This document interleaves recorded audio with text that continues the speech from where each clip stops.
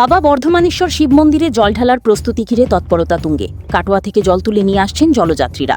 মন্দির সংলগ্ন পুকুরটি দীর্ঘদিন অবহেলায় থাকায় ঝোপ জঙ্গল, কাঁচ, মদের বোতল, প্লাস্টিক সহ নানা আবর্জনায় ভরেছিল। এতে স্নান করতে এসে জলযাত্রীদের দুর্ঘটনার আশঙ্কা তৈরি হয়। পরিস্থিতি দেখে ক্লিন বর্ধমান, গ্রিন বর্ধমান স্বেচ্ছাসেবী সংগঠনের সদস্যরা পুকুরে নেমে পরিষ্কার পরিচ্ছন্নতার উদ্যোগ নেন। ভানুচন্দ্রের রিপোর্ট, আসাম প্রাইম নেটওয়ার্ক।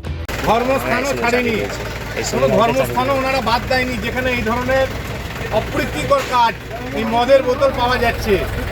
তাই অনুরোধ করব যে এই ধরনের কাজ মন্দির, মসজিদ, গির্জাঘর, যে কোনো ধর্মীয় স্থানে এই ধরনের কাজ যেন না হয় সেই অনুরোধ রাখবো আমরা সমাজ মাধ্যমে। আশা করি আমাদের সরকার, যাদেরকে আমরা যে সরকারকে আমরা নিয়ে এসেছি, এই সরকারে এইসব হবে না। তাই পুরো সরকারকে ধিক্কার জানায়। এই ধরনের এক মদের বোতল একটা ধর্মীয় পুকুরে পাওয়া যাচ্ছে। আমরা বিএসএমএস থেকে যজ্ঞকে খুবই ধন্যবাদ জানাচ্ছি যে এরকম পদক্ষেপ নেওয়ার জন্য। এটা প্রত্যেক বছরই যেন এরকম হয়, আর আগে এরকম পরিষ্কার থাকতো না। যজ্ঞর নেতৃত্বে এটা হয়েছে, ক্লিন বর্ধমান, গ্রিন বর্ধমানের এনজিওর তরফ থেকে করা হচ্ছে। দেখুন পুরো জায়গাটা পরিষ্কার হয়ে গেছে, খুবই ভালো লাগছে। যারা দর্শনার্থী বা কামার নিয়ে যারা আসবে তারা ভালোভাবে এখানে কাজবাজ করতে পারবে, চান করতে পারবে, সেই জন্য এটা করা হলো। তো যজ্ঞকে ধন্যবাদ জানাচ্ছি। দেখুন, আমরা আমাদের ভারতীয় জনতা পার্টির সরকার এই মাত্র তিন মাস হতে চলেছে।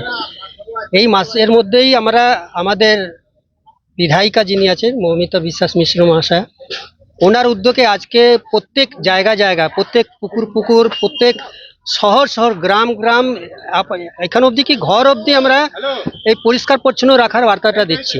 যেহেতু এটা আমার এলাকার মধ্যে উপস্থিত বাবা বর্ধমানেশ্বর, এবং এই বাবা বর্ধমানেশ্বরের আমাদের এখানে যে ক্লাব পরিচালনা আছে, সেই ক্লাবের আমি একটা সদস্য হিসেবে এখানে আমাকে এনারা ইনভাইট করেছিলেন কি ব্যাপারটা দেখার জন্য। আমি কি ঠিক আছে, আপনারা আসুন, কোনো অসুবিধা হবে না। ভালো কাজের সময় সবসময় আমরা পাশে আছি, সবসময় আমরা সাথে আছি, কোনো রকম অসুবিধার সম্মুখীন হতে দেবো না কাউকে। আমাদের নতুন সরকারকে একটু সময় দিতে হবে কাজ করার জন্য। পুরো বর্ধমান কেন, পুরো ভারতবর্ষে আমার প্রধানমন্ত্রীর স্বচ্ছ ভারত হিসেবে পুরো ভারতবর্ষটাকে আমরা ক্লিন করার পরিকল্পনা নিয়েছি।